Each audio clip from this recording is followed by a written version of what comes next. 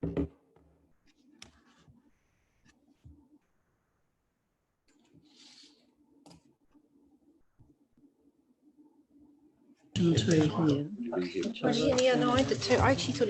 we're now live and recording.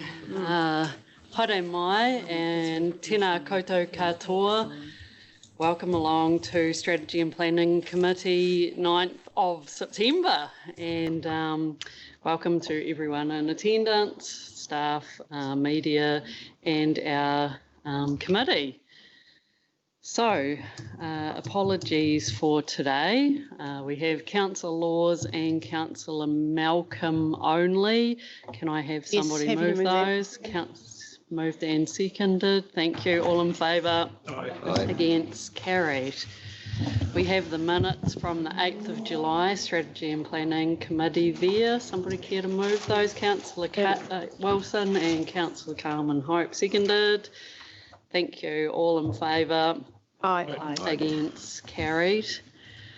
There's outstanding actions there. I think there's just the one relating to manuhira care. So, Councillor Wilson, have you got something on that? Just a question. Mm-hmm.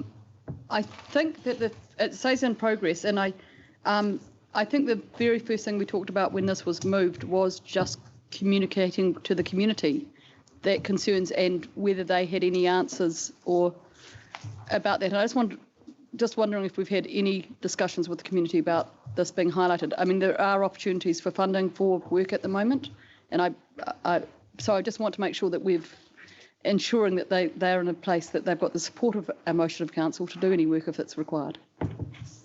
I don't know the answer to that. Do you know the answer there, Sarah?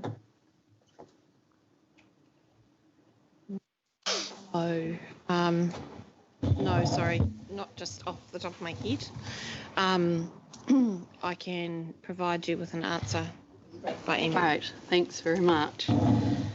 The next item, number 7, is under presentation, so I think that we are ready for that one, Chairman Noon. So we're going to give a bit of feedback on the Land and Water Regional Plan Governance Group.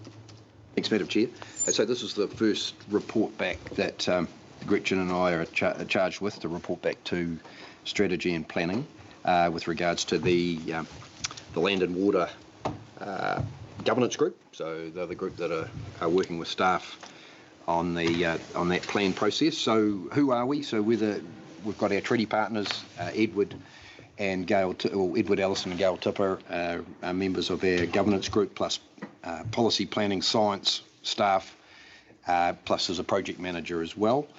We meet fortnightly, and on a monthly basis we change our chair to share it round.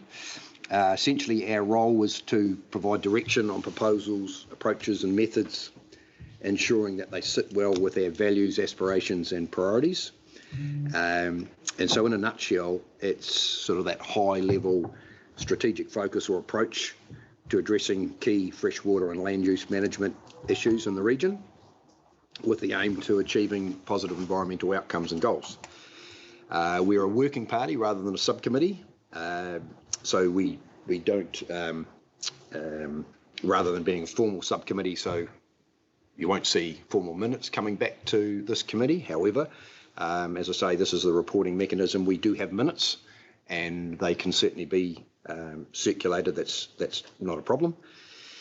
In terms of what we've been up to, the staff have been developing project plans, and we've now seen or cited both project plans to review the waste plan and the project plan to review the water plan. And that's about looking at, what's working well, what's not working, what are our requirements from a mandatory point of view, what are we required to do with the government legislation, and eventually further down the track we'll come back with like an options and issues paper to this committee to discuss, because that's really the lumpy stuff that governance will need to make some calls on. Consultation, we've talked about the importance of consultation being robust and meaningful. We talked about consultation with the TAs and regional authorities and the stakeholders in general and wider community.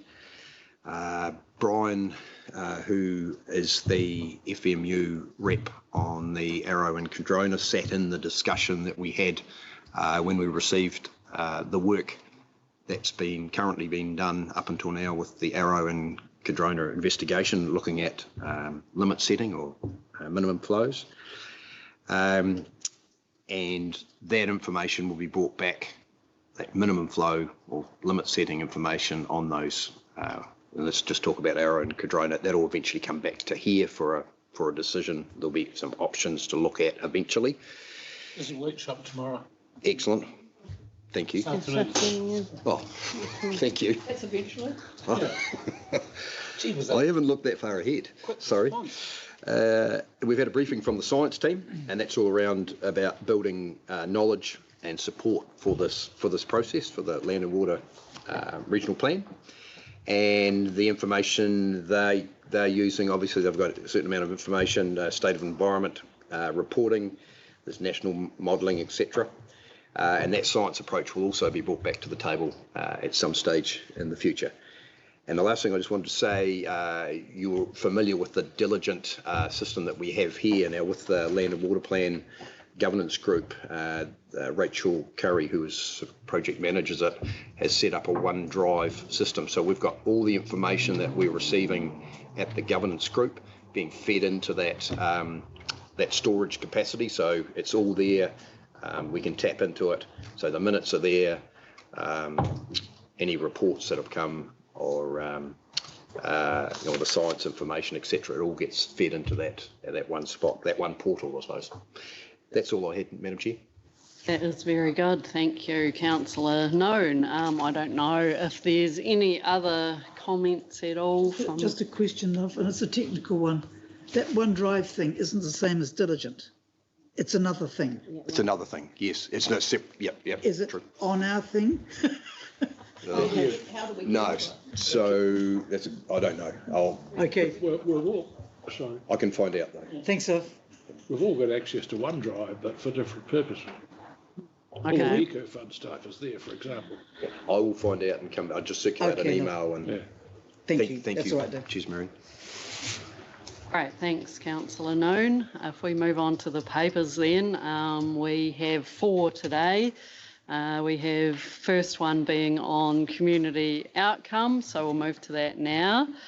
Gwyneth, you're going to come up as well, I understand, as the preparer of this paper. Oh, sorry, Sylvie is, I think, aren't you?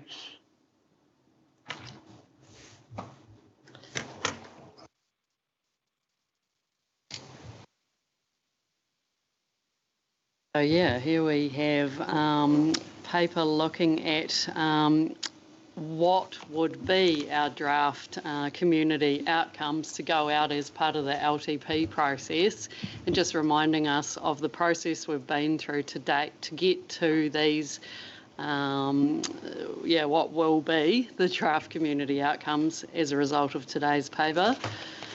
You will remember that we've had councillor workshops looking at strategic visioning, and we've taken some outcomes out of those, but we've also tested those with the community as well. So that process has gone on already as well.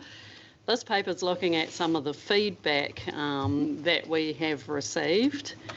So I think it might be useful if we could focus, Sylvie or Gwyneth, on what are community outcomes so that people can understand what the ramifications of setting them actually are. Is it internally or is it externally or is it both?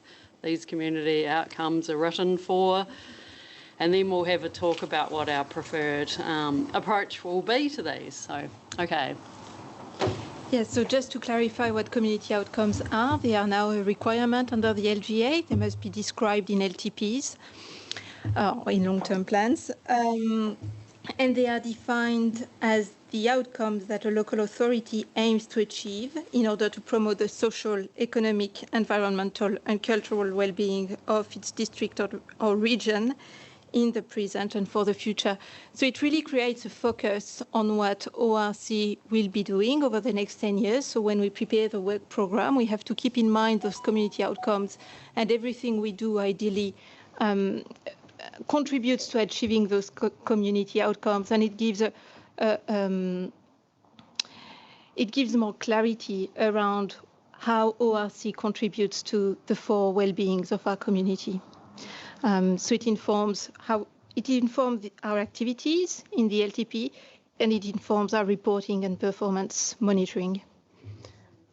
Could I just ask then, as a result of that, because I think this has changed over the years, so that when we first, some of us will remember, have been around for a long time, when we first did community outcomes, we were setting them for all of Otago, so that was quite an abstract thing to achieve when you're putting outcomes for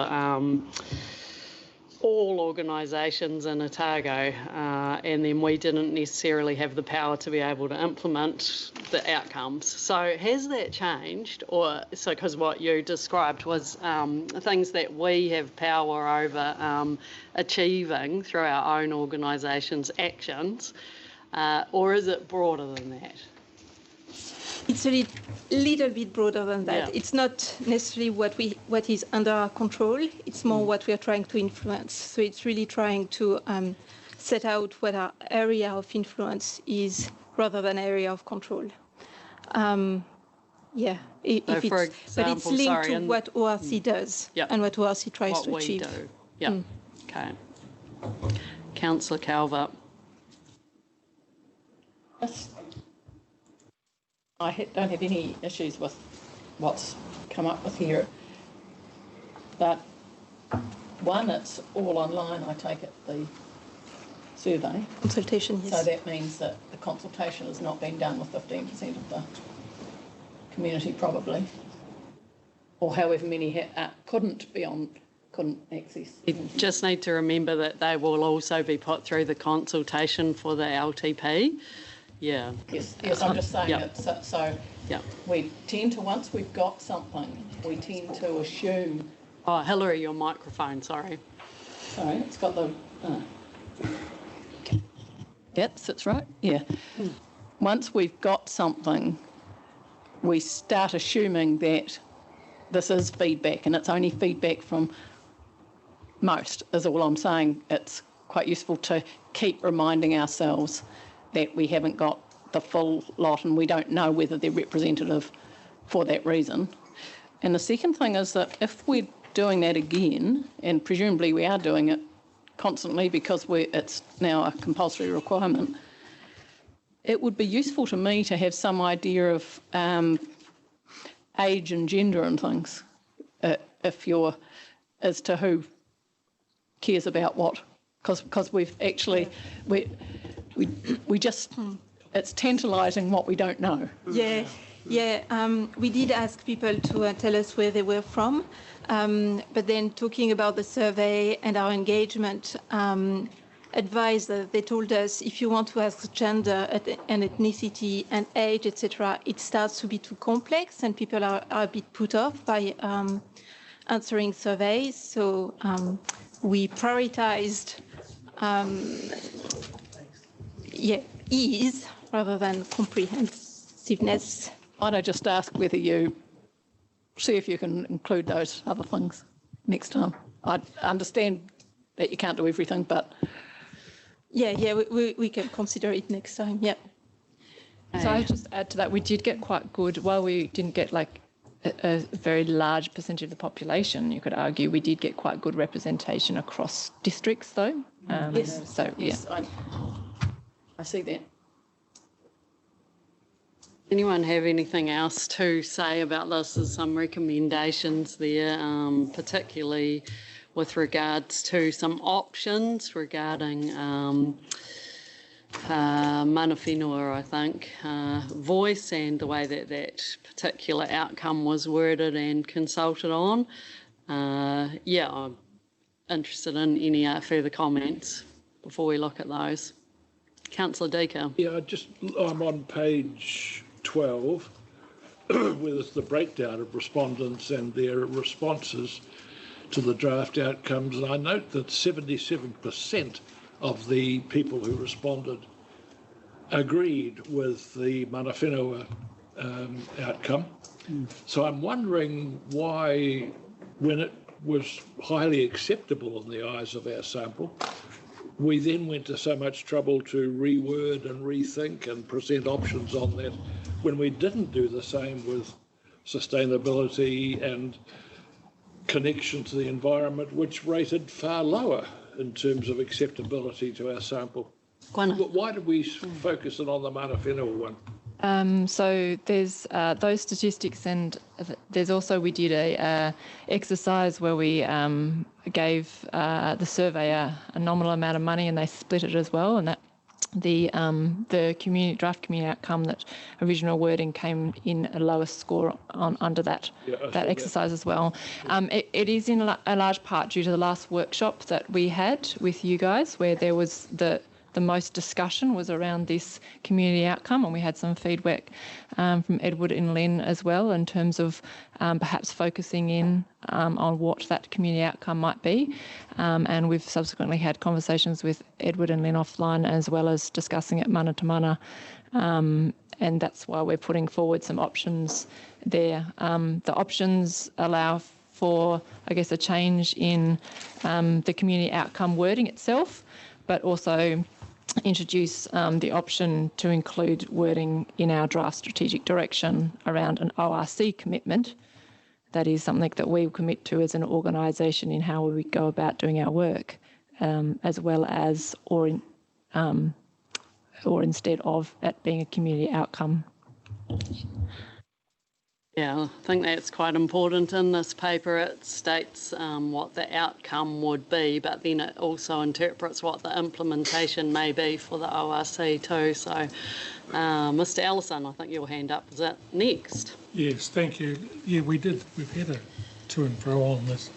I mean, in the papers that went out to the community, it talked about mana whenua, I think, having a strong voice, but how is that achieved? It seemed an odd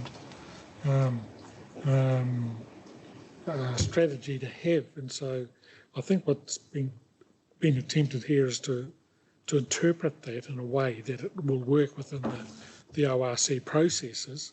And so in option 2, I think it captures that. It's about, when I hear the community, those who supported it, saying yes, strong mana whenua voice, what I'm interpreting that is to see that those values are incorporated in the way that the regional council develops plans and makes decisions. So that's, it's not about making sure we have a strong voice. It's just, so it does need a wee bit of interpretation to achieve that. Strong voice. Sorry? It's enabling the strong voice. Yes, and enabling particularly, I think, what the community would see, that those values are brought through into the decision making. So, so then if we go to page 14, and the interpretation or the implication of that,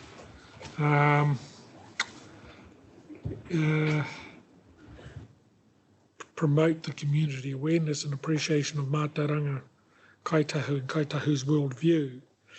Well, in A of that, of option 2, the implication, incorporating mātauranga kaitahu in reports, plans and community engagement, well, it's really ensuring that those views and values are understood and included in the processes that the ORC are engaged in.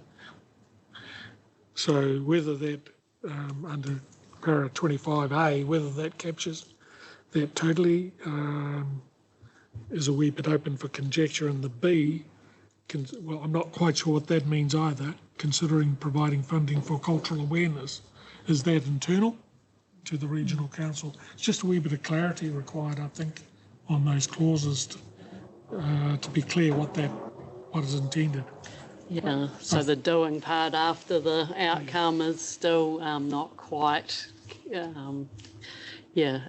captured perhaps. Gwyneth? So this is, I guess, something that we would have to flesh out, interpret through the LTP process. But I guess the key distinction between a community outcome and an ORC commitment is a community outcome is something that we would have activities where we would drive that outcome in the community, not just wholly undertake to do it within our own internal processes. Sure. If I could respond to Yeah. that. So that to me is saying that when you're doing anything outwardly, those elements need to be represented within those processes. Is that what you're saying? Yes. I understand. That's great. I'm Yes. sure that's been captured, and great. Councillor Forbes. I really was quite heartened by getting this feedback. I thought basic 75+% approval of our strategic directions was really high. And I also thought that there was a big call for us to actually be implementing. So what Edward was saying about mana whenua actually applies to everything across this whole program.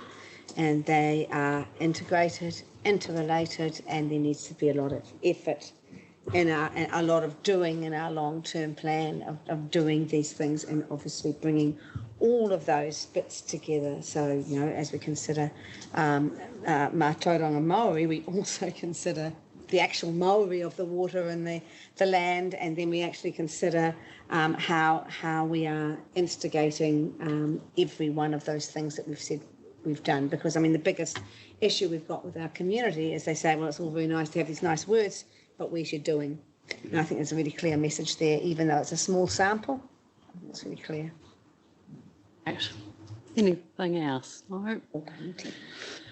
Okay, well, Councillor Deaker, are you going to the motions? Well, I was. Yep. I'd be very happy to move option 2 on page 12. And option 1 at the same time? Yep, sure. Yep. Sorry, not option 1. Yeah. Recommendation 1. Yes, it's the recommendation. I've lost where the recommendation is now. It's on page 11. Oh, yeah, I've got it now. Oh, yeah, great. Liz has it up on the screen there. I'll move that, and I'll move that we go for option 2. But with the question of the CE and or Gwyneth, I agree with what Alexis just said, and with everything Edward said, but Mātauranga Kaitahu means that we would, as an organisation, be able to activate that in our work and not just at decision-making time. And my question is whether the organisation has the capacity to do that. Do we have staff members who are familiar enough with Mātauranga Kaitahu to be able to guide policy and document development and consultation work with that knowledge? And if not, what are we doing about it? Good question. Mr. Ellison, do you want to comment on it, and then we'll open it up? There's a good question, and it's a question many agencies are asking because it is a journey. And no, I wouldn't think at the moment that the ORC has that capacity. Very few organisations do, but there's a number of organisations and departments, agencies particularly, developing frameworks to enable Mātauranga to be understood and worked with, and the appropriate people to engage to ensure the organisation has the capacity. So it's a building exercise, I think, for a period. So can we, sorry, through the chair, does that mean that we can engage Okaha to help us with that? Yes, sure. Mrs. Gardner. Thank you. Yes, so in answer to your question, our executive met with Edward recently, and then in addition to that, just last week, I think it was this week, we met with Rachel, the new Chief Executive of Okaha. And as we flagged to you around the LTP and in conversations around that, we are proposing a more enduring funding mechanism, looking at how we work with Okaha in the future. But one of the reasons why we wanted to speak with Rachel was internally we recognise that we have a lot of work to do in this particular area, so with our iwi partners, but also in the way that we meet our treaty obligations and in the way that we communicate as an organisation, and make sure that we're bringing our cultural heritage to the fore, if you like. So the conversation with Rachel was about, is it the sort of thing where we hire somebody and bring them in and they champion the work that we want to do around culture and tikanga and matauranga Māori and the various concepts that we would like to embed within the organisation. And her view was quite interesting and somewhat heartening for us too, because what she said was, well, actually, before you would consider doing that, you actually want to start the journey yourself as an organisation so that there's some foundation, and so that the default position isn't just, oh, we've hired that person to do that work. And so we were already talking about what we were going to do, because one of the things that we're doing at the moment, in a couple of weeks' time, we're releasing to staff our new wellness framework, and as a part of that we have a cultural component. And so I'm starting to use more te reo in my communications. We are really ramping up our celebration of Māori Language Week. We're reinvigorating the Waiata group at the moment. All with the intent that we're doing a number of things across the organisation to build that momentum, so that we prepare the ground for taking this next step in the journey. So at the moment, we're working on ourselves and our own awareness and understanding, but my hope is that within fairly short order we will be able to at least demonstrate that some knowledge and understanding in a greater capacity than we have in the past, and bring that into the way that we work.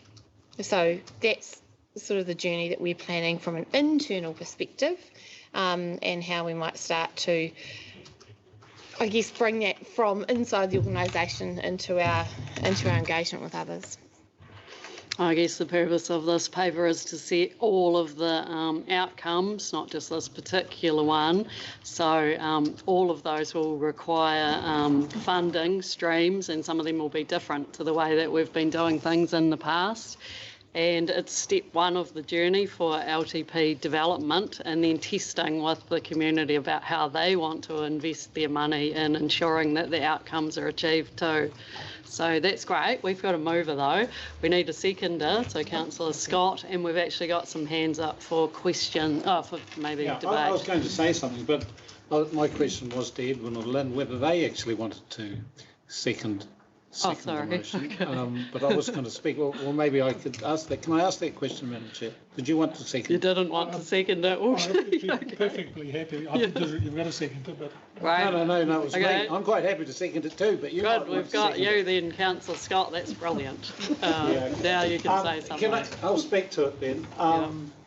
I like the way the outcomes have been tweaked or have, grown. And the first one, communities that connect with Otago's environment, has grown and, and care for. And I like that. The next one, an environment that supports healthy people and ecosystem society, to argue against that. The community resilience, not only natural hazards and climate change, but other risks. And I think we've learned recently that there are other risks, COVID and such like, a sustainable way of life. And I like the fact that in this step that the Otago Rūnanga have agreed to option 2. So I'm very happy to support, and I'm heartened because at the council table in our community, people have different views, and sometimes people become a bit polarised, but I'm really heartened to hear that our CE is taking on that responsibility internally in our organisation in terms of iwi culture and so forth, and I look forward to that. And then externally being a better partner, of course. One of the ideas that actually come up in terms of that external one, and it's probably a naive idea because there'll be lots of better ideas, but signage was referred to in one of the outcomes for, I think, significant culturally sites. But I would actually like, from a layperson's perspective, to have the dual language on a lot of our signage right throughout the region. Anything that the ORC is involved in should be written in 2 languages, the 2 languages of this country, yeah? And I'd be interested to know, is that way off beam, Edward and Lynn? Is that just some naive layperson, idea, or is that a constructive thing that we should be aiming for as one thing? Alison. Look, that's a perfectly reasonable aspiration, and many organisations do it. I mean, I think the Otago University uses dual language through pretty well the whole organisation. Pretty much every school. Schools. And so it is a growing and emerging thing that's occurring across the country. So perfectly all right. Hey. Well, what's the forum, Madam Chair, to progress that? Is it the LTP? Yeah, Ms. Gardner. Thank you, Councillor Scott. You're actually on the same page as us, and we've been having that conversation already. We've been having it not just in terms of our signage, but also things like our vehicle branding and how we represent the Otago Regional Council in that way. So we'll work up some thinking further to inform the LTP. Great. Councillor Wilson, did you want to talk? Oh, no? Great. Councillor Hobbs. Lovely support. What I dread is, and I'm really happy with 2, and I'm very happy with the explanation you gave of what that meant. That was a good clarification. Do you know what I fear is that the staff will get ahead of the council, and one of my greatest joys actually in the House was whenever we did a settlement or something special happened, both the House and above rose in Waiata. It's always amazingly moving, and there was some very interesting Waiata as well. Wouldn't it be a glorious day when we pass the land and water plan if we stand in a Waiata? Okay. We should. We're going to start practicing now. Right, well, Exactly. I don't see any further hands up, so Probably got one back. Oh, sure. Yeah. thanks. We do have a mover and a seconder for 2 motions that are up here on the board, so you can see them. I'm going to put them all in favour. Aye. Against. Carried. Great, thank you.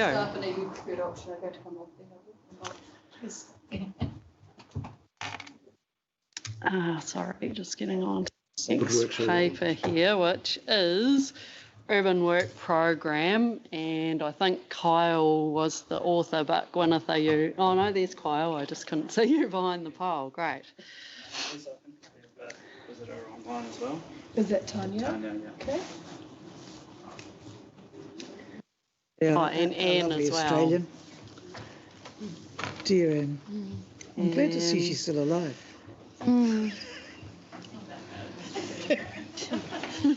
Hasn't fallen over yet, has it? She's in lovely New We've South got Wales. Anita too there. She's in one of my favourite parts of Australia, so. We are missing her. Okay. Urban Work Programme, Kyle. Yes. Would you like to introduce this paper? Do you want to introduce Or it? Gwyneth, who? Okay. I'll let you go and. Kyle might add to my introduction. So under the current LTP, we have had a what's it called? An activity or a task. It's something we have to do. Sorry, I'm going to get the terminology wrong. Something we need to do to develop, undertake and deliver an urban development strategy. Now that's been very hard to even consider without any in-house staff, but Kyle joined us about 10 months ago now. Yeah, November last year. Joined us about 10 months ago now, and he's part of what he's been doing since then, as well as being heavily involved in legislative reviews and RPS, is I guess, getting to know and understand the region and talking to our various TAs and the like around our role in urban development space. So this we've also the RPS obviously is has a topic around the urban development, and that we've all drawn on some of the consultation through the RPS, or Kyle has, and sort of direction that's been given to us through that reference group process we've gone through as well. As well as that, Kyle has been updating you through the year around the various national legislative changes that have been going on. And I think it was my first council meeting where there was a submission to the draft MPS urban development. I had no idea what an MPS was even at that stage, but that's all right. I now understand it, and it was gazetted recently, and so you've got a paper further on in this meeting, just in terms of giving you an update on that as well. So we've also got, I guess my point here is a changing legislative landscape as well. So in that context, the purpose of this paper is to, I guess, put some options forward to you around the development of an urban development strategy, but it also, I guess, encompasses the conversation about the role that we might take as a council. And Kyle might maybe outline those options to you. For us to understand the options would be really helpful. Yeah.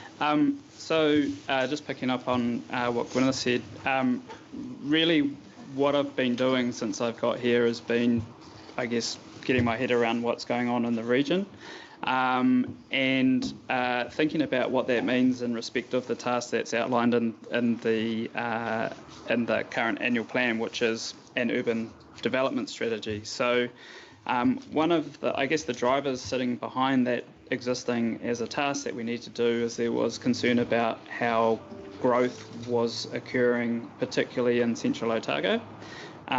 Subsequent to that being established, central government has also got on that bandwagon and introduced new legislation about addressing that, and that has led to Queenstown and Dunedin City developing a range of approaches to that, and that is evolving pretty quickly as well. So part of my challenge, I guess, has been if the original driver behind developing an urban work program has somewhat been overtaken by events, that QLDC is starting to address that with the help of central government and in partnership with Kaitahu as well.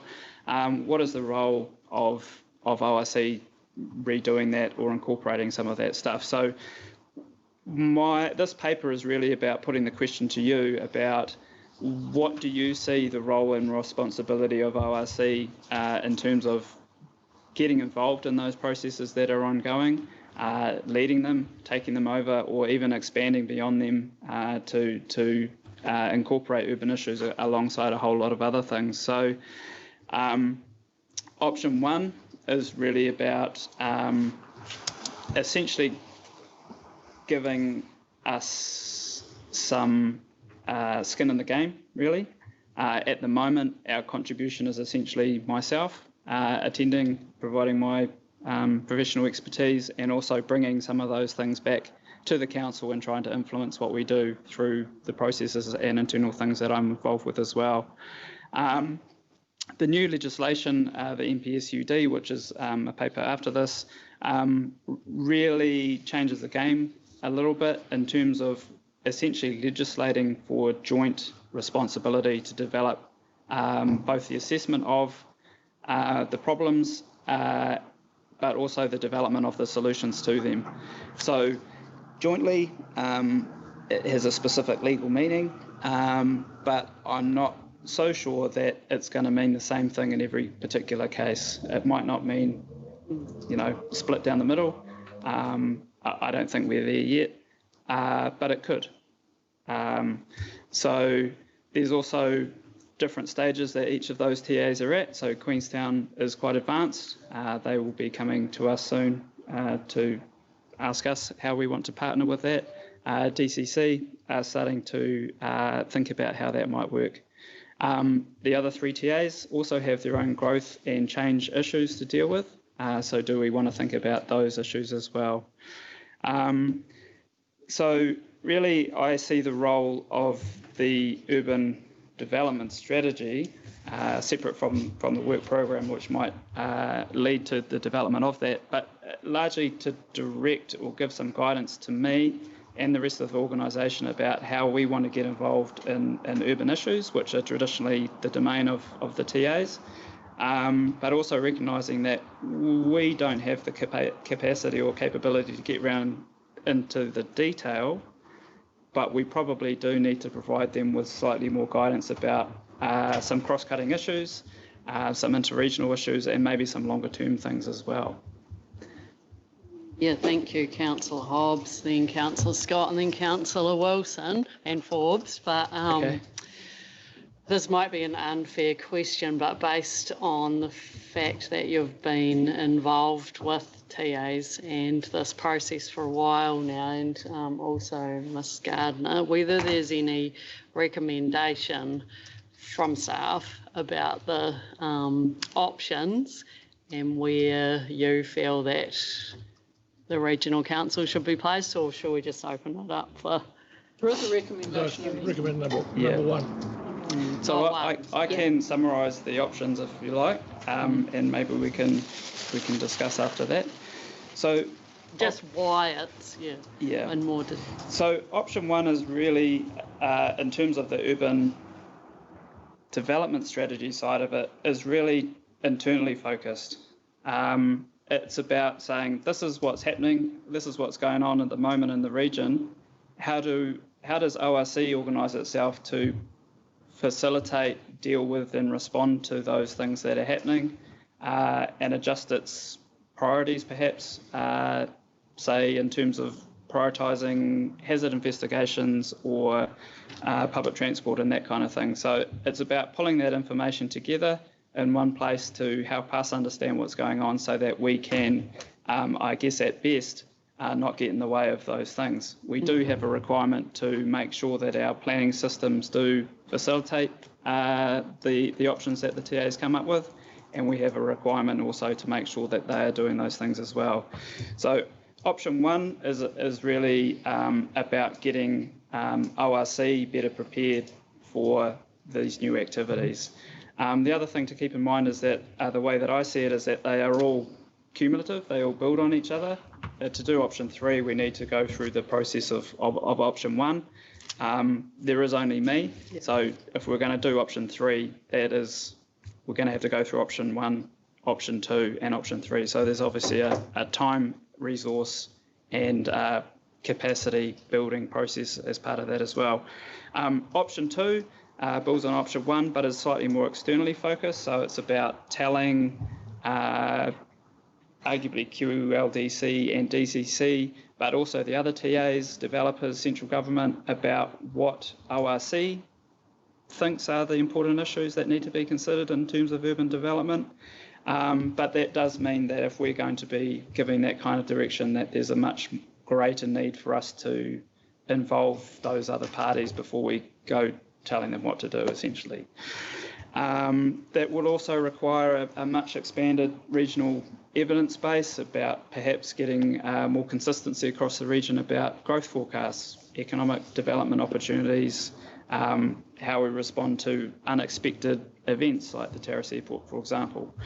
And probably particularly, and this might be something that could go into option one too, is about the constraints that we see to urban expansion in particular, but potentially urban intensification as well. But really it's a platform for regional cooperation and discussion as well.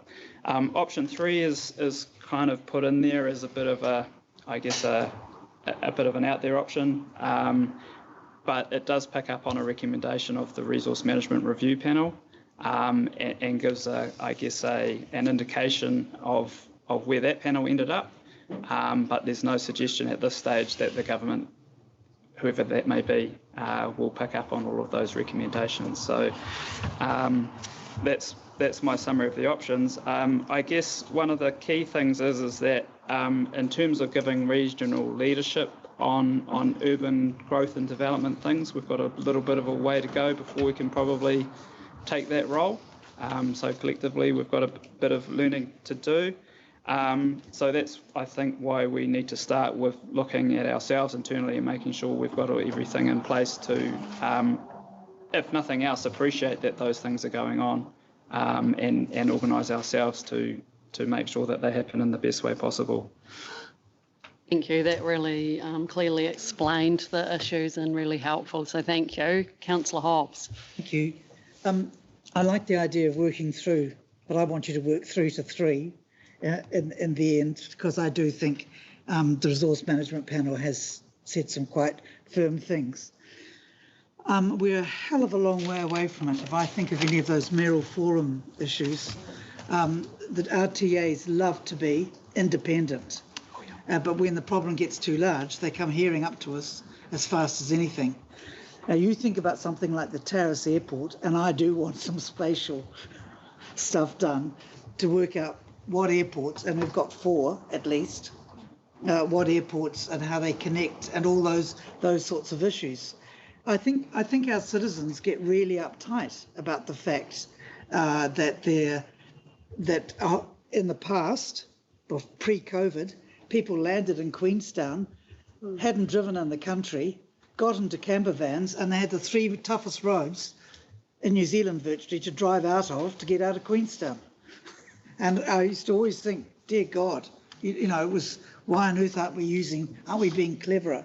So there's one thing there. And there's another thing that happens is that when popular spots suddenly take off with everyone's batches, though people's definition of batch is very different from mine when I was growing up, but people's batches take off, and the services, be it the management of Blackwater and power lines bringing power in, and IT bringing IT in to those services, what that has the effect on a pristine landscape, let alone on the waters around. I'm thinking Glenorchy, okay?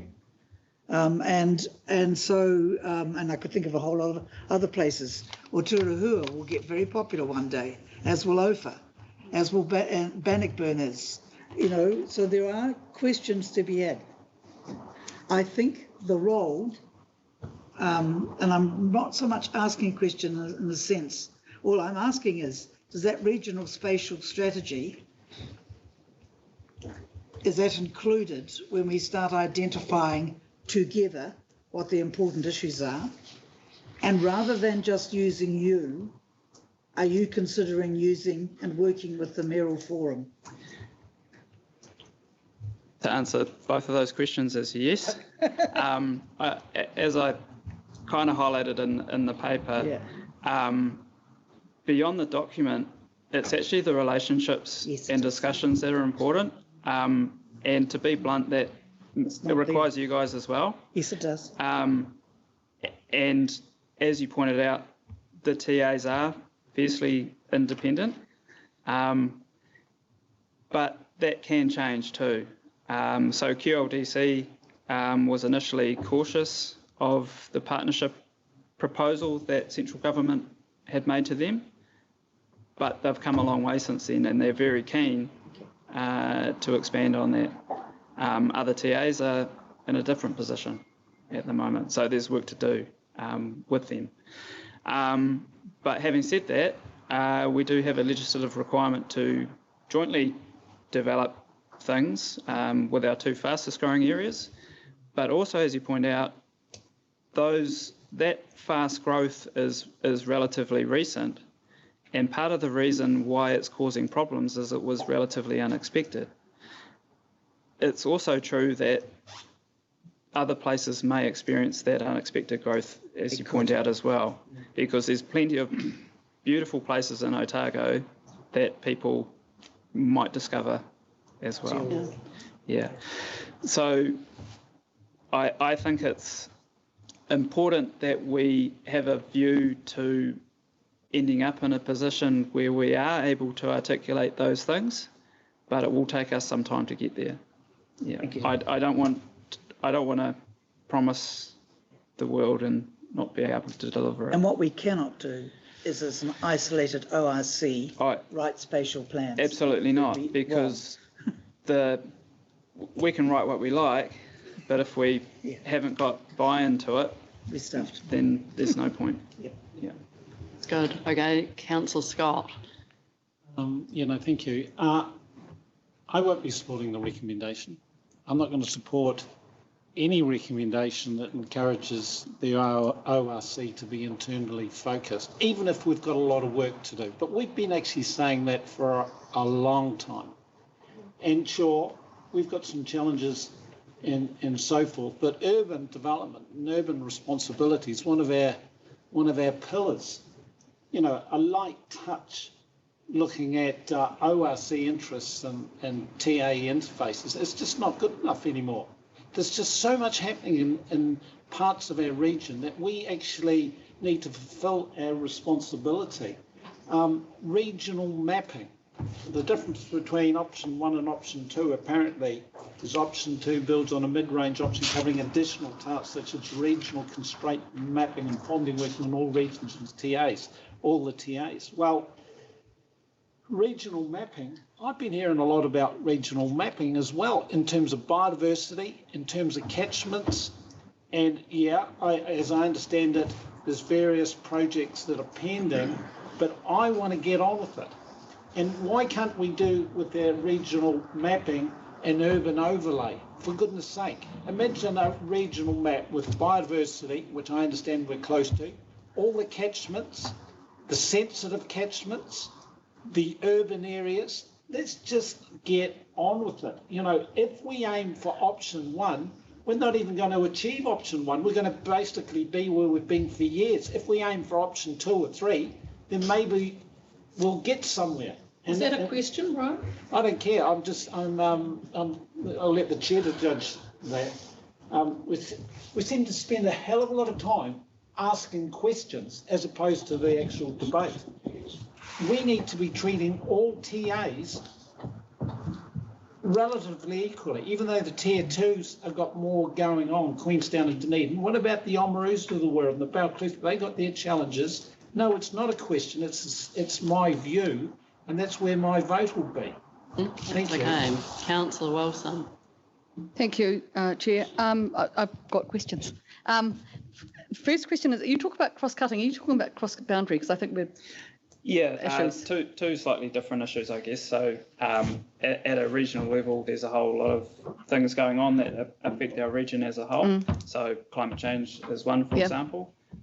Cross-cutting issues perhaps being how freight and tourism crosses over our boundary into other districts and in between TAs as well. But one of the, I guess,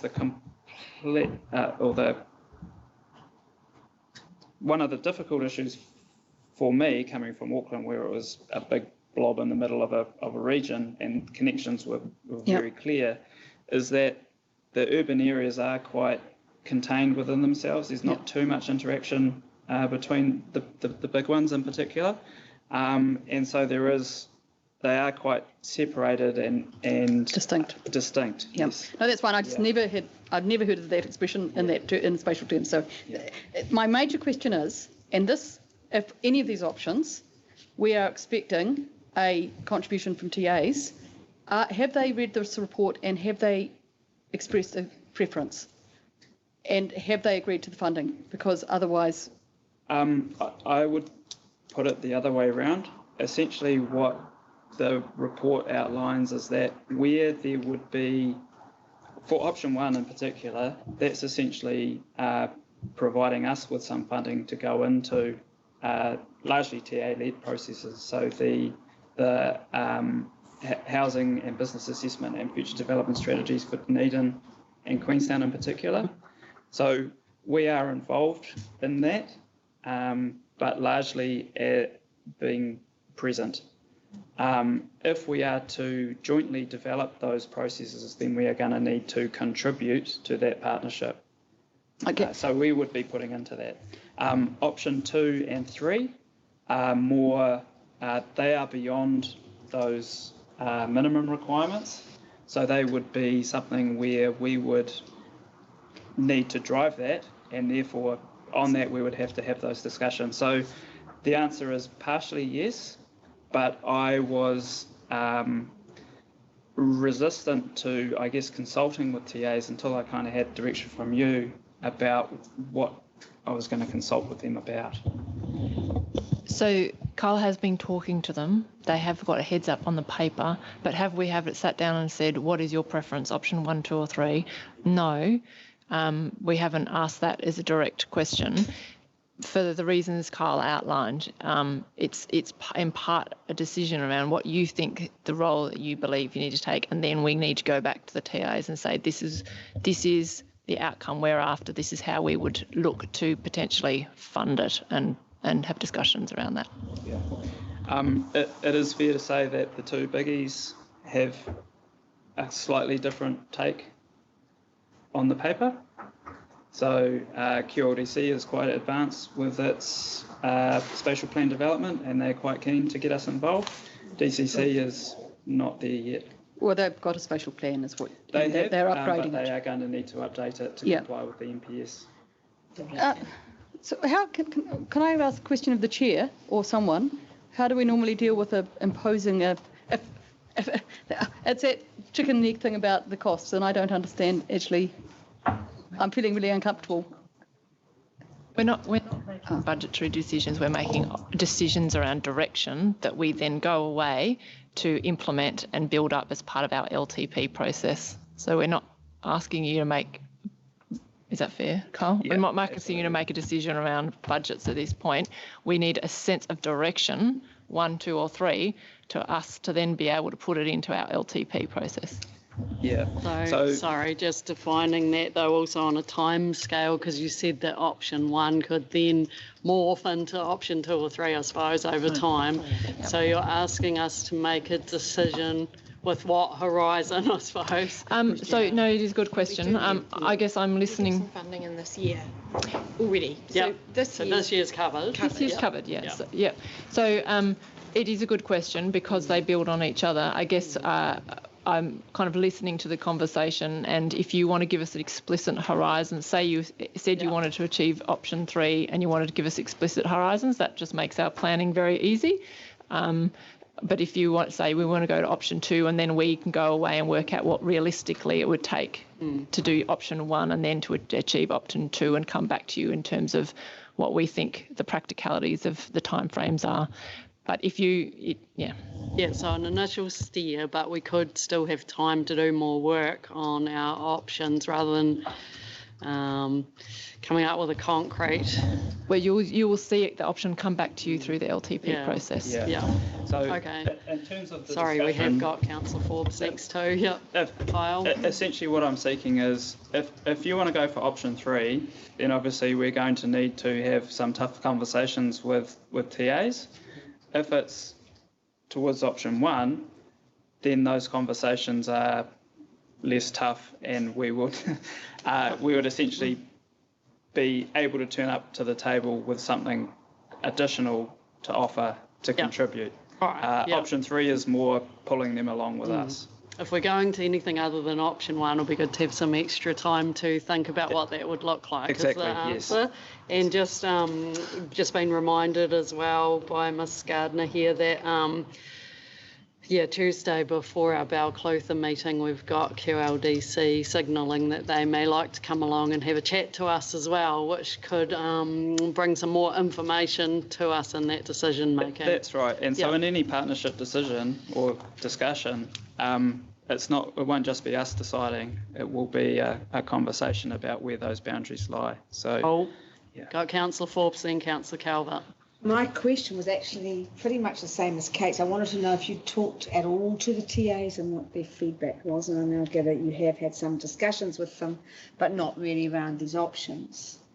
And I think that I kind of agree with Brian that the ideal is to be getting right involved there because of the integrated nature of a lot of the work that we do. But I think if I was in my old position on the TA, I take a very dim view of that, given our relationships are improving, but I think they need to improve a lot further before we could do that. So for those reasons, I'll be supporting option 1, but looking out getting option 2 under our belts as soon as possible. And I wonder if that might be a direction that you'd support, that you wouldn't just go option 1, tick that box and carry on there, but we would be looking to move into options 2 and 3 over time. Yes, I would. You would.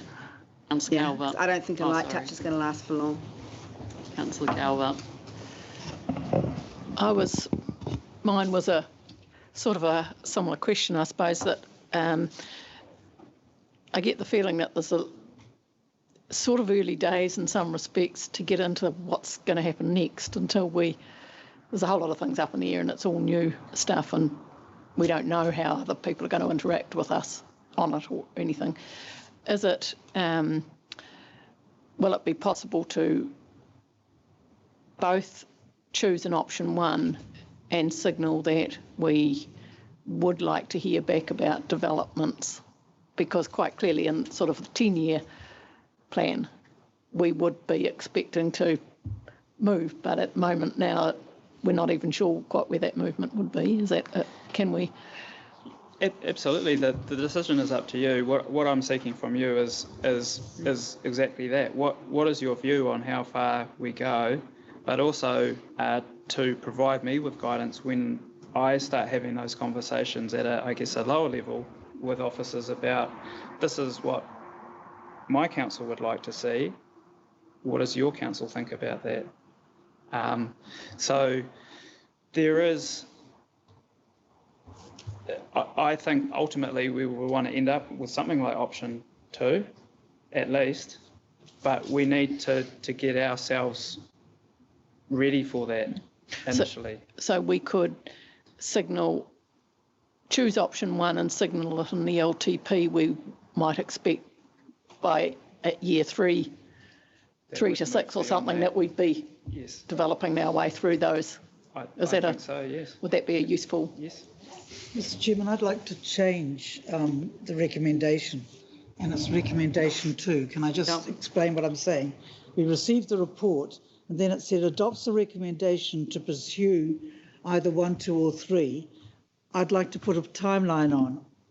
We adopt a recommendation to pursue option 1 in the next 2 years, option 2 in the following 2 years, to finally reach option 3 5 years out from now. Do you see what I mean? It's a graded thing through. Does that make sense, and is that helpful to you? Yes, it does, ma'am. The only suggestion I would make is that the timeline for option 3 would have to be pending essentially the it's coming on board. Yeah. So I was thinking of one as well. Councillor Hobbs, and it was very similar. It would be maybe something like commits to option 1 with ability to further develop option 2 plus in collaboration with TAs and iwi partners. Yeah. That's beautiful. I agree with yours. Right. I just was trying to get it to move on. Yeah, because then it doesn't restrict us to time frames reflects the need to work with others, and that it's 2 plus. It could be it could be more. Just jumping ahead to the next paper, the requirements under the NPSUD are that the housing and business assessments be updated by the end of next year. That will give us the housing bottom lines and give an idea about essentially the difference between what is possible now and what might need to be done. Yep. But the future development strategies need to be updated again by 2024. So option 3 would happen beyond that. Yeah. Ask Councillor Wilson. I'm presuming, and I had the joy of sitting on the second generation district plan for the DCC, where Jean-Luc worked really well with council in setting some natural hazard overlays. And I'm presuming to an extent that you would be doing that role when it comes to, say, septic. I mean, you talk about FMUs in here and septic tanks and whether we want to have a proliferation of those in certain areas, or where there are sediment issues, or do you see it coming down to that fine grain level at that step, or is this very much a plan that will give a guidance in a different form? Because I suppose I'm I'm not quite sure what added value you're giving to the councils that they're going to be paying for, and I just want to get that in my head, if that's okay. Yeah, so option one, to be clear, is that we would be essentially contributing to the costs that the councils currently face in meeting the MPSUD requirements. And because we're now required to do that jointly, we kind of have to put some resources in the pot, if you like. Exactly how much we want to put in will be subject to negotiation, so I'll put in an arbitrary figure, essentially. In terms of what the strategy would do, I think it was you, Councillor Scott, picked up that there's a whole lot of work going on at the moment around biodiversity, around coastal landscapes and that kind of thing. So I mean, all of those things. It would pull that together, and I don't see it necessarily being as a we publish it and that's it. It would be more of a live thing that could be updated as new information comes to hand and new surprise developments pop out as they tend to do. I see it not necessarily adding value to what the TAs do, but perhaps a better way of articulating what ORC's views are so that they are more efficiently recognised and being able to be built into the processes that they undertake at that detailed level. So rather than reacting to a resource consent for a whole lot of houses to go in, you've got a guidance already that... That's right. Yeah. So that resource consent that we react to because we believe it to be inappropriate might not come in the door because that applicant's like, oh, it's kind of conflicting with these things that the ORC's made available to me, so maybe I shouldn't even take the punt. Great, thank you. Okay, well, we have up here some resolutions, draft resolutions, so you can see them. I think they all still need to be there. I'm happy to move or second that. Yep, okay.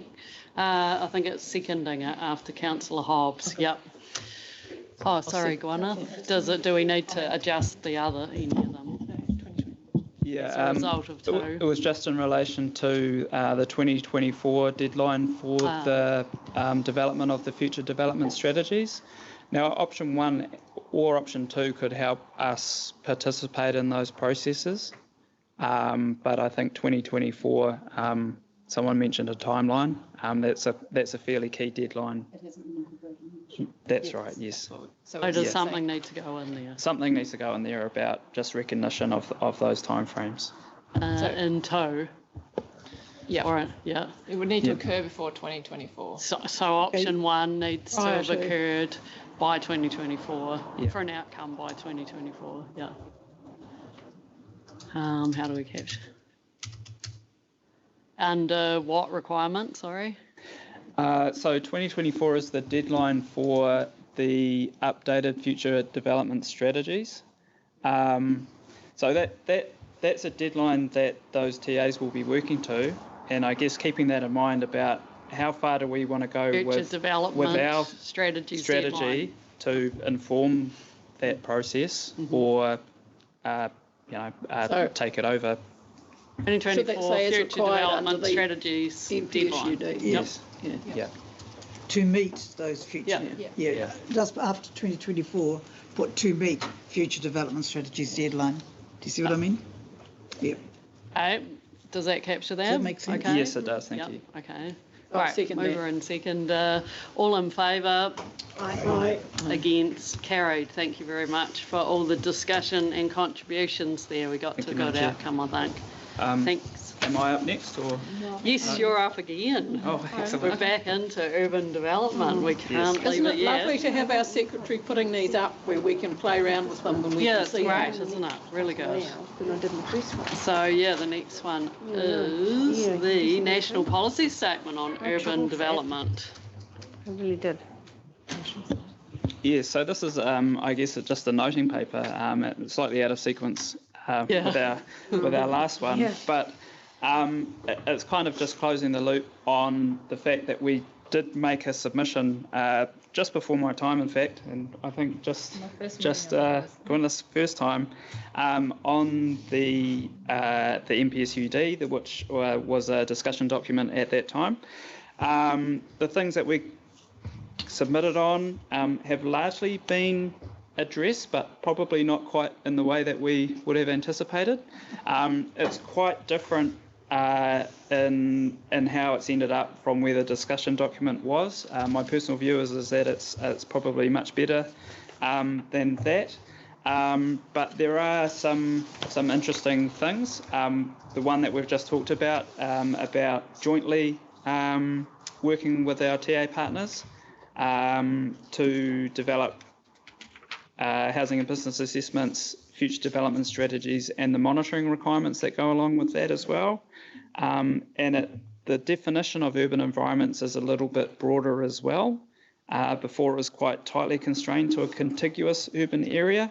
Now it talks about urban housing markets. So there is potential that could expand to cover a couple of other areas in the region that are dealing with growth issues, and also means that developments that are around existing urban environments tend to get captured by that, which would be helpful for improving some outcomes in respect of those as well. I guess some of the more interesting, things that are probably going to agitate the community and therefore be of interest to yourself, is that there is a requirement now to explicitly provide for intensity along public transport routes and close to services. We do not have a Tier 1 local authority which has a minimum 6 stories in our region. The only one in the South Island is Christchurch. Minimum. You must provide for a minimum 6 stories. Yeah. But the requirement as it drops down to Tier 2, which is Queenstown and Dunedin, is that those urban environments must provide for a level of intensity that is consistent with the level of accessibility and public transport provision that we have there. One of the, I guess, potentially unanticipated consequences of that will mean that our public transport route determination processes, which had, I guess, historically been relatively benign, the debate about intensification would now probably shift to those. The opposition to bus routes would be not because people don't like buses, but because of the consequential development requirements as a result of that. So that's right. So something to think about in terms of potentially how those processes are run, or the issues that may come up through them as well. The other key change is that no TA that has an urban environment in its district or region may have a rule that requires a minimum level of car parking, except accessible car parks. So that will be exciting for people and TAs as they work through that process as well. The response is that those would need to be managed through parking management strategies. Again, as a potential unintended consequence is that potentially the reallocation of street space away from parking would be more difficult. That's, say, if we wanted to put in bus lanes, for example, usually means taking out parking. If there is less on-site parking because it's not regulated, that doesn't mean that people can't provide it, just means that we don't make them. It may be more difficult to take that away. A few big changes there, but the real key one is that essentially we need to work together, and that in addition to the numbers focus of the old NPS, it's really about well-functioning urban environments, and that's very helpful. One of the things that we do need to do is incorporate a criteria to define what is a significant increase in development capacity, because TAs must respond positively to those proposals where they contribute to well-functioning urban environments. So that's one of the things that we can incorporate through our RPS review at the moment. So that's something that we'll definitely be chatting to our TA friends about going forwards. Councillor Hobbs. It doesn't apply as much to us because we're not Tier 1, but there is a conflict that comes in almost immediately, and I'm receiving a lot of letters on it at the moment, on intensification and heritage. Yes. It's a hot issue in Wellington. It is a hot issue. So I think if I draw on my experience from Auckland, yes.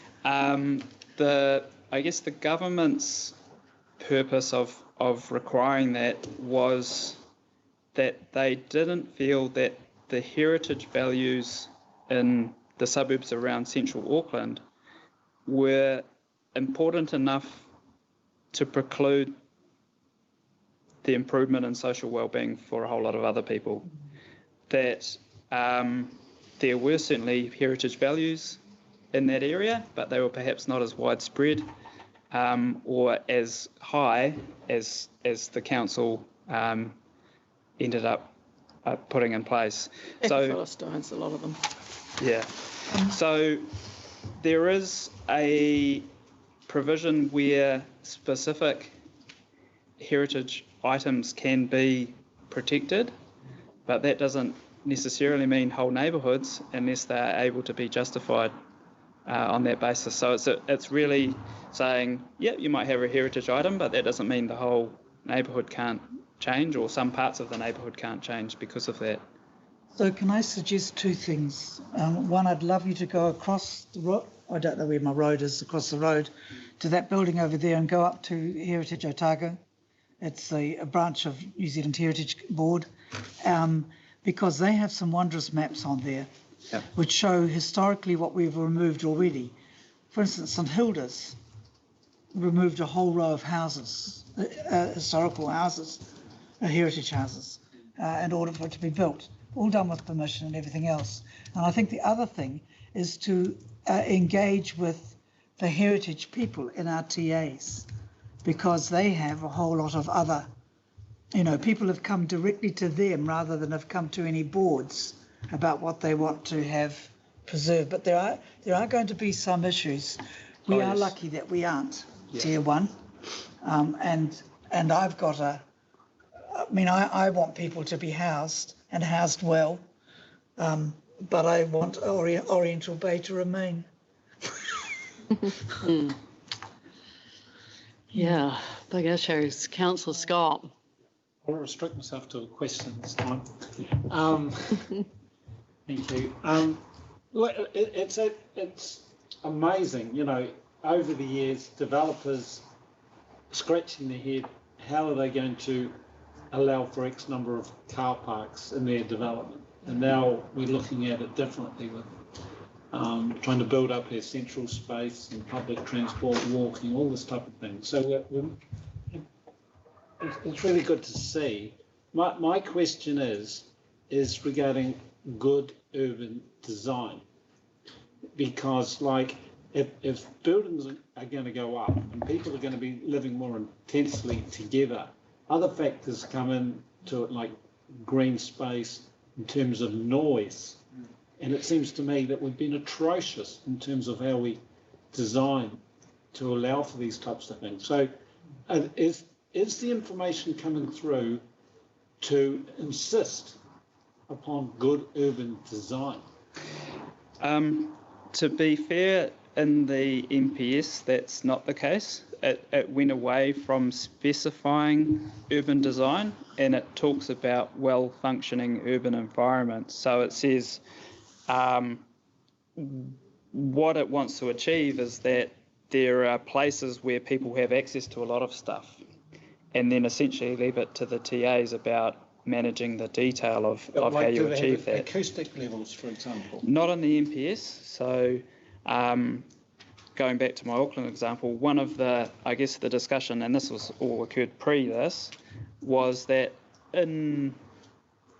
as the quid pro quo for increased intensity, there had to be an increased quality of that.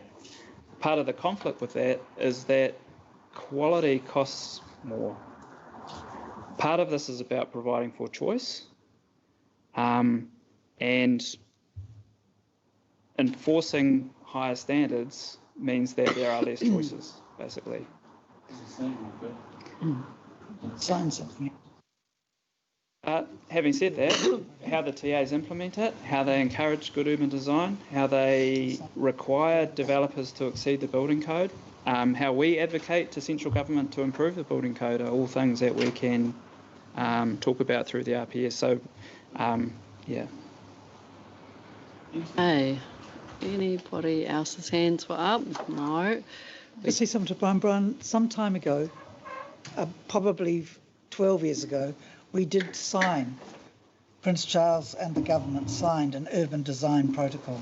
Yeah. I think that's its Richard name.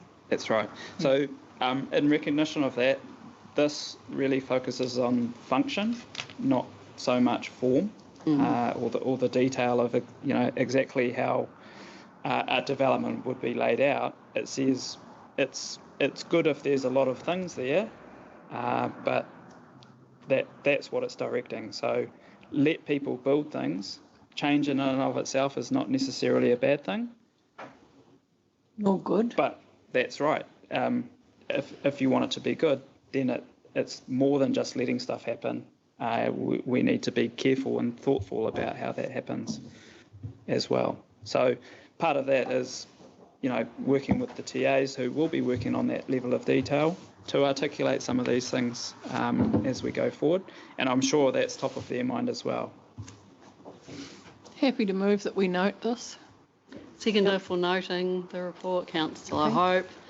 Thank you, Kyle, and thank you for the analysis and your initial comments that you felt that this was a useful gazetted version and had changed from the original in positive ways. It was good to hear. Obviously there's some changes there, but awesome to have your head around that and have us in the space. So thank you for that. We got the mover and the seconder. All in favour? Aye. Against? Carried. Thanks everyone. Thanks Kyle for both of those reports. Right, the final one then, which is quite a big issue, well, an important paper is what I mean, the RPS Reference Group Summary and Update. So the author this time, Lisa Hawkins, welcome, and Gwyneth here to support as well. So yeah, RPS reference groups, many of you have been involved in these, and we actively went and selected representatives to be in these groups who are sometimes experts, sometimes members of community with an active interest in particular topics, which is just thrashed around some ideas and come up with some key issues to consider in the RPS. And here is the paper with the initial findings from that. Kia ora everybody, thank you. Through you, Madam Chair, if I could just maybe give a bit of an overview of the key points of the paper, then I'm happy to take any questions. So you'll remember back in April we embarked on the process of having the program to include reference groups, and as Councillor Robertson just said, the purpose of those is to invite a broad range of people into the process to help us through that kind of drafting stage as we were starting to get into the detail of the RPS. Their input, I guess, has been one input in the whole process that we've done to get to the point where we do have a draft RPS at the moment.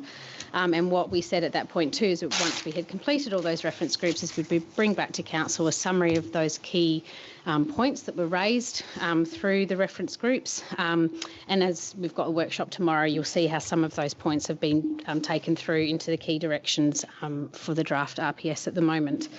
I'll say that it was a really positive process. We got a lot, and staff got a lot out of the input that the participants provided us. There was highly skilled and valuable input from all the reference groups that were held, all well attended. We didn't have many people unable to attend after they had signed up for it, so that was really good as well.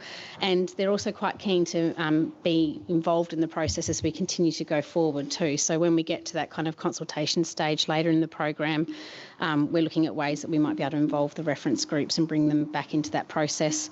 They've also had, I guess, other usefulness to us as well. As Kyle mentioned before, the Urban Development Reference Group has provided him with a good sounding board for some of his work.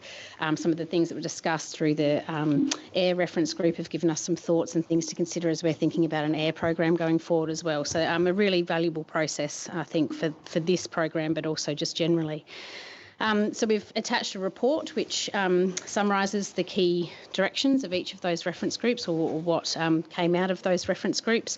And the report also includes a bit of an overview of our program between here and the June 2021 program that we're now on for the RPS, to include the freshwater visions as well. So that's another element of the report we've brought to you today. So happy to take any questions or clarifications. Thank you. So yeah, the recommendations are receiving the report and noting the reference group summary report, and then looking at the key steps and noting those going forward as well. So sort of 3 components there. But yeah, just maybe Gwyneth, because you explained to me really well where we are in the process, what, you know, we've basically got some feedback from reference groups, and then what our job is today, and then what the job from going forward would be as a result of this info.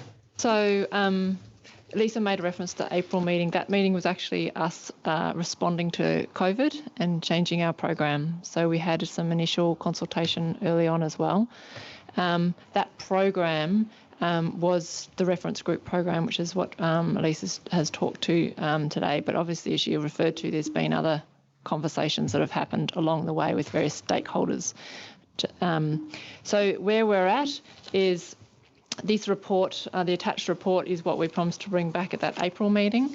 The staff have obviously, as the reference groups happened in June and July, have obviously absorbed that and are working on drafting the actual draft RPS as we speak. And as Lisa mentioned, there's a workshop with councillors tomorrow in terms of providing more detail and asking feedback and direction on specific provisions tomorrow. As at our last council meeting, you'll recall, we discussed the issue of the freshwater visions that have come through the new gazetted MPS. So we've sent the letter to the Minister seeking, as requested, seeking an extension to the 30th of June. As my understanding, have we received it? Come back? It's sent. It's been sent, but I'm not sure if we've received it coming back. We're aware that it's gone to the Minister's office, I think, so we're just waiting for the... but I guess we're still... Lisa and the team are still preparing the draft RPS as per the original November program, as we discussed at last council meeting.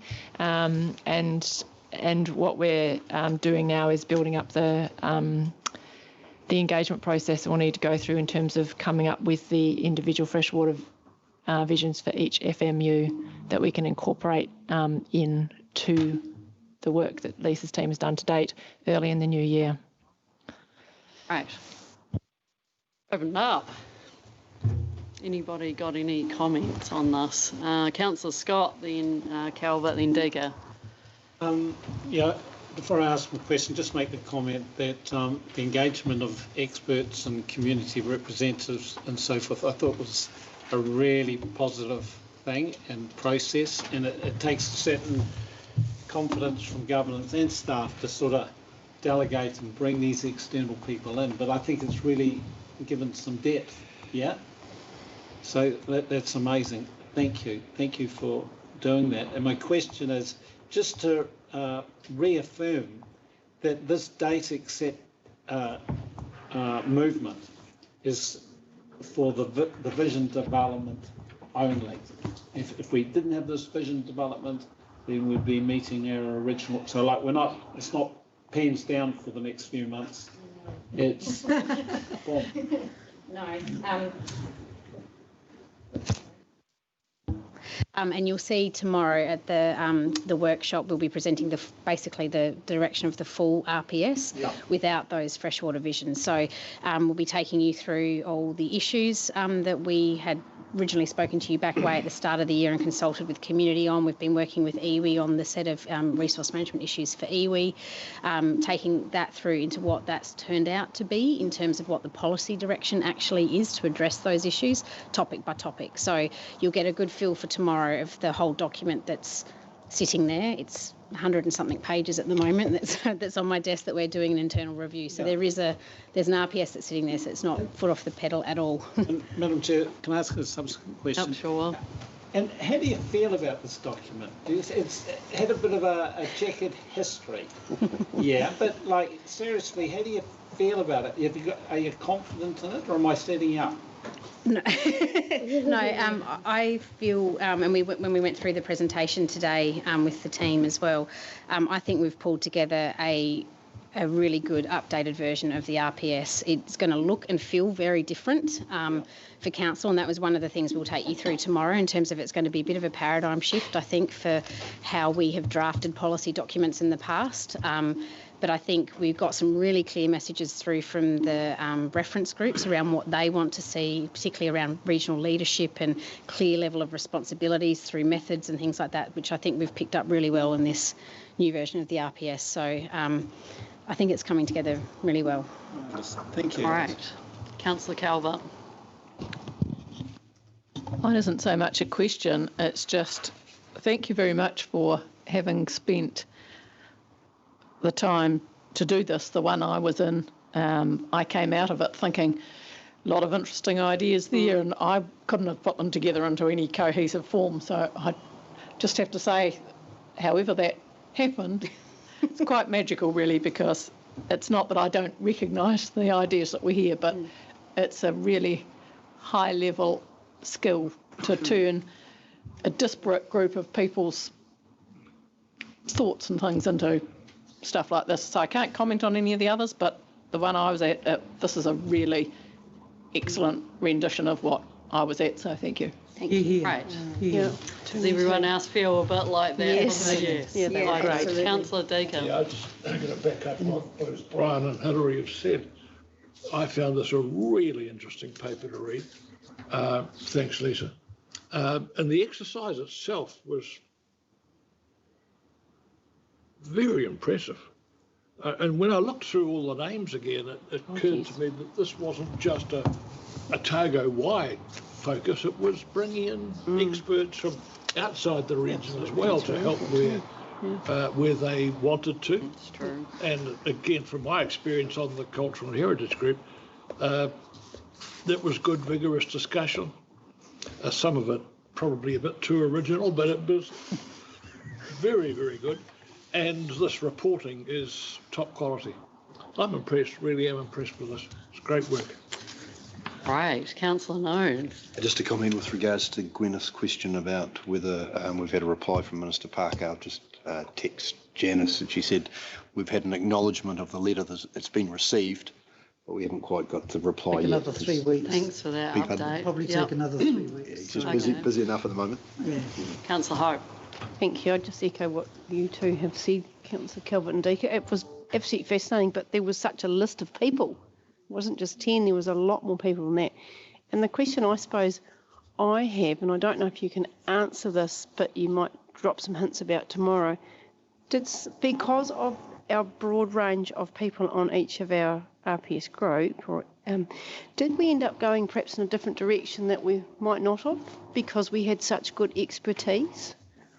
I think on reflection, depending on topic by topic, I think some of the topics were a little bit more, I guess, kind of what we'd expect to kind of hear, and we weren't really, I guess, pushing the boundaries. But other topics, there were some things that I think have definitely really helped us shape up direction, and particularly things like methods and things like that about how we're going to actually achieve the outcomes. So it depended on the topics. And it must have been good for all those people to see how we are reactionary, if you like, because we are bringing in experts and other people from around, and I think that's a great role model, isn't it? And it's a good, strong value. And everybody was respectful. That's what I noticed in it. You know, everybody had their piece, but they were able to listen objectively to others. Yeah. And a good facilitator too. And I think we need to acknowledge that as well. I think that's probably what helped shape Definitely. it? Because it was quite a long time. Yeah, it was a bit of an unknown process Yes. doing them on Zoom as to how they would work and how the dynamics would work. Yeah. But we were, very ably assisted by Bill from Yes, Fairway he was Consulting, very who good. was, a very good facilitator in that process, made sure everybody had their opportunity to say, Yes. drew together very fair. linkages when they were made. And, it was a good, positive process. Thank you for that.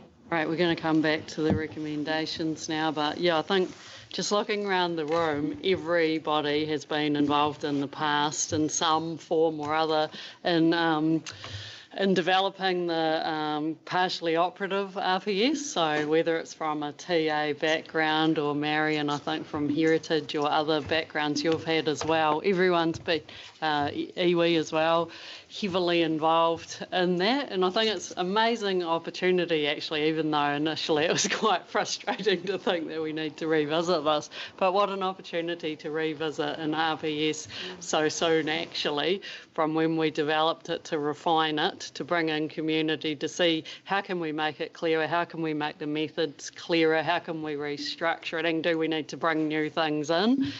So actually I'm quite excited to see where we go with this, and I think there's huge opportunity. So we've got a mover, have we? Well, I'm happy to move. Can I just ask that and I don't want to be problematic, but I don't want to put the Minister in a difficult position that we've already predicated his timeframes. Can we just take the words between now and June 2021 off? I note that the key steps was still in there, but it's not a motion about us then, if that's okay. Does that make sense? Thank you. I don't want to Yeah, that's probably sensible, yep. Thank you. Councillor Deaker, are you seconding? Just a question, Madam Chair. Lisa, you mentioned in the course of presenting your report that quite a few of the people involved in these discussion groups were keen to do a follow-up. Is there going to be time allowed for in this motion for that to happen? Given your timeline, and even if you was an extension because of the FMU vision stuff, will there be opportunity to bring this back to those groups as individuals and say, we'd like to have your comments by the end of October or something?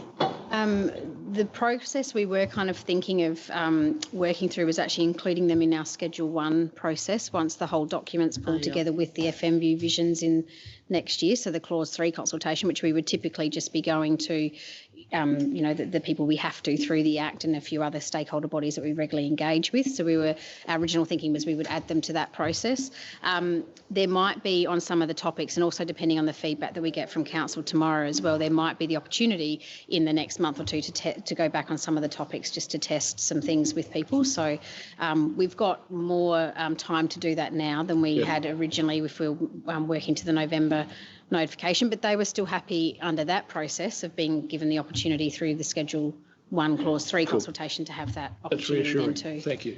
Yeah, I think that's a really good point. Councillor Deaker, thank you for bringing that up. We'll go to a seconder in a minute as well. And Edward, I think you would like to speak on this as well. But yeah, this was sort of an initial information dump, I suppose, from those groups, and that would be really valuable to be able to take back what we heard and discuss that. So in some form, whether it is just the Schedule 1 or something, it would be better if it was something more than that, where possible. But yeah, you're noting that, and we're on the same page, I think. Mr. Elson. Oh, thank you. Yeah, it's a good report. I was just wondering, it is a question, is there any area, and I'm thinking coastal, where you, for example, any area where you thought you didn't quite get the coverage you were looking for or the feedback in depth that... From the reference groups? Yeah, from the reference groups. You mentioned coastal, but we actually had a really good discussion on coastal and got some really clear directions from the group, not only just for what the RPS might need to tackle, but for us thinking about what our coast plan might need to be doing too, so prepping us for that.